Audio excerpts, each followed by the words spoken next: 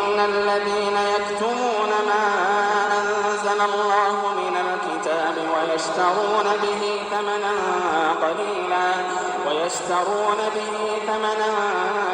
قليلا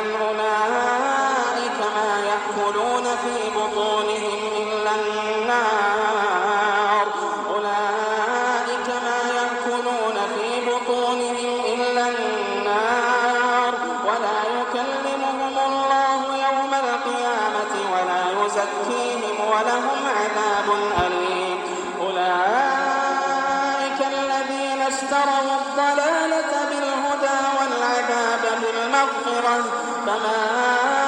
أصبرهم على النار أولئك الذين اشتروا الضلالة بالهدى والعذاب بالمغفرة فما أصبرهم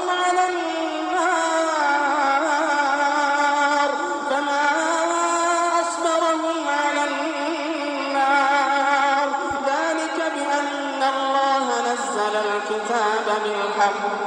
وإن الذين اختلفوا في الكتاب لفي شقاق